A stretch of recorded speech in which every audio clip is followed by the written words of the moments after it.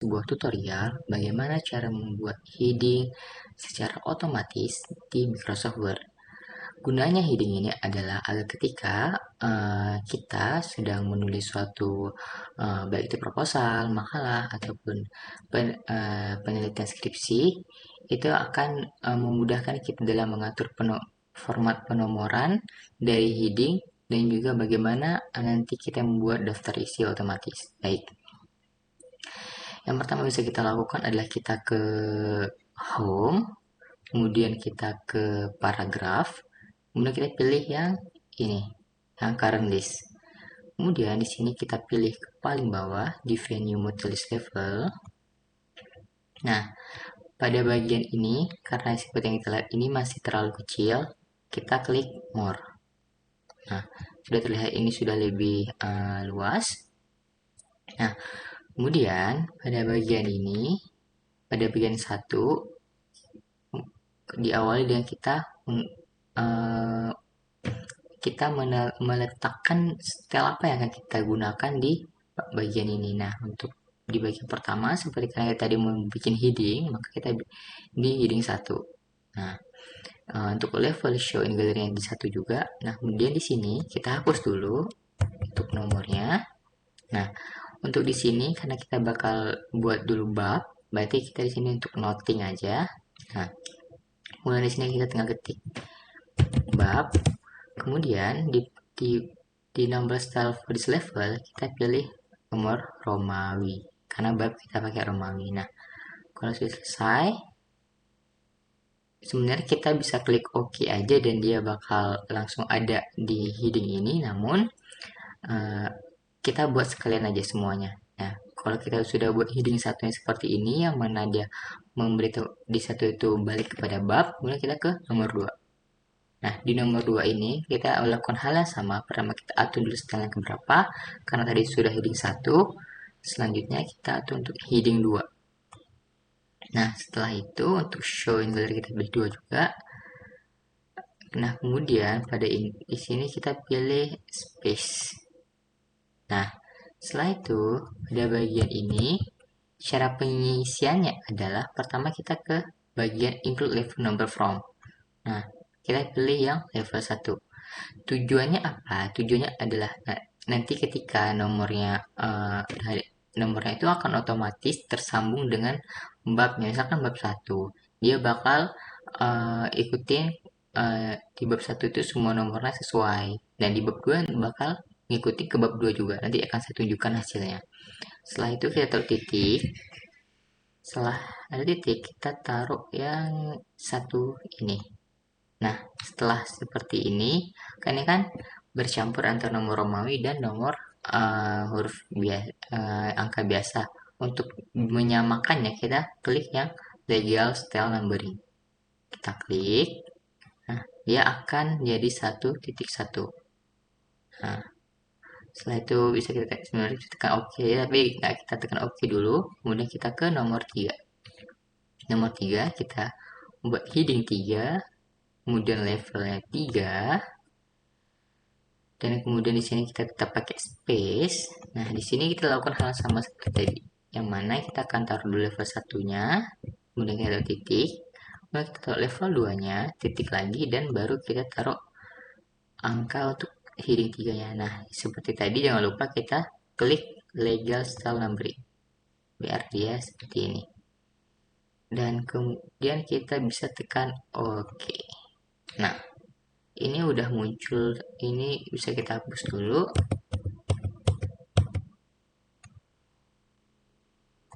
Nah, karena udah muncul di sini, sekarang waktunya kita mengedit format daripada heading kita.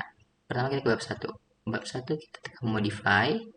Di bagian ini biasanya kita akan menggunakan teknik Roman, atau mungkin kalian punya format sendiri yang sesuai dengan kampus kalian, itu bebas. Tapi ini saya ajarkan secara luasnya aja, kita pakai Times New Roman. Kemudian kita pakai format nomor 12. Kemudian kita blok, bab itu bisa di tengah, kemudian kita taruh hitam. Kalau sudah, kita klik OK. Nah, untuk heading 2, kita pakai modify lagi, kita tabs New Roman lagi, warna 12, lock, nah hitam. Oke, untuk sama seperti heading 3 nya sama, kita pakai tab New Roman 12, lalu kita pakai ini dan oke. Nah, hasilnya adalah nanti pada bagian ini bab, kita tinggal klik pada bab, nah akan muncul. Jadi tinggal kita ketikkan aja, misalkan bab apa, pendahuluan, nanti pendahuluan. Nah, kemudian enter untuk heading satunya akan otomatis muncul. Bisa heading satu kita menggunakan latar belakang, kemudian biasanya fokus masalah,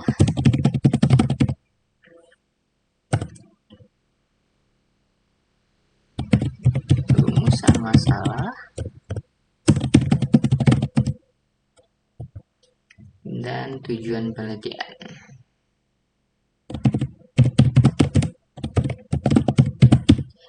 Nah, dia pernomoran ini akan otomatis mengikuti dari satu ini.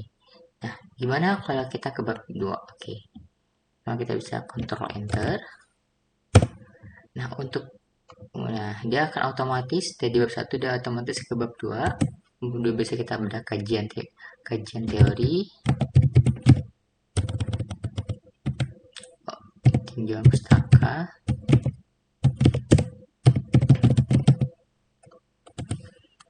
nah untuk di bagian ini, nah seperti yang kita lihat tadi di bab 1 nomor adalah 1.1 karena mengikuti di bab 1. Nah, di bagian ini dia akan mengikuti karena dia di bab 2 dia bakal 2.1. Jadi sistem penomorannya akan otomatis. Jadi kita tidak perlu membuat satu-satu untuk penomoran 2.1, 3.1 seperti itu. Nah, kemudian dari satu bisa kita akan penelitian terdahulu.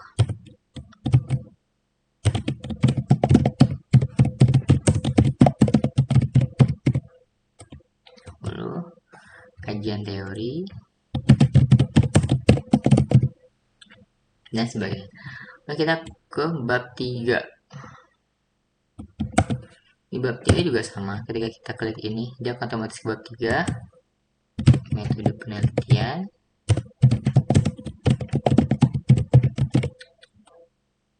Salah. Ini caps lock semua.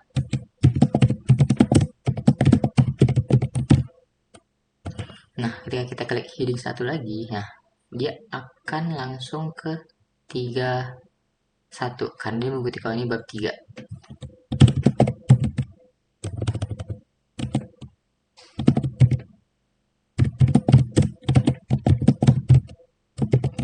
Dan sebagainya dalam bahasa. Dan terus gimana cara kita mengaplikasikan terkait heading ini heading 3-nya, kita akan menyesuaikan juga misalkan kajian teori nih. Di sini kita klik heading 3. Heading 3 base kita pakai teori apa? Teori kebijakan misalkan. Dia akan mengikuti dari nomor ini. Misalkan dia jadi di atas 2.2, dia akan mengikuti 22.1 dan seterusnya. Kita buat teori apa lagi? Teori Charles Darwin.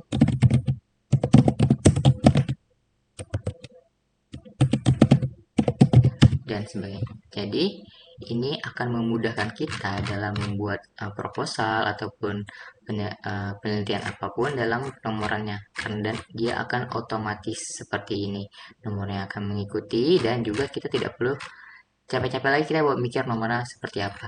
Dan hebatnya lagi dengan cara seperti ini, ketika kita nanti akan membuat daftar isi misalkan, saya contohkan di reference, kemudian kita ke table of content. Di bagian ini kita ambil yang bebas, kita mau 1 dan 2, bisa ambil yang 2. Nice.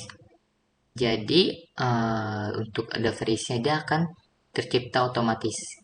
Nah, jadi selain dengan cara seperti tadi memudahkan kita untuk membuat daftar format format-formatnya secara otomatis. Tuh format-format otomatis kita juga bisa membuat daftar isi secara otomatis, dan dia nantinya akan mengikuti. Misalkan di sini ada bagian yang kita ubah atau bagian yang kita hapus, dia bakal mengikuti. Misalkan di teori Charles Darwin ini saya hapus.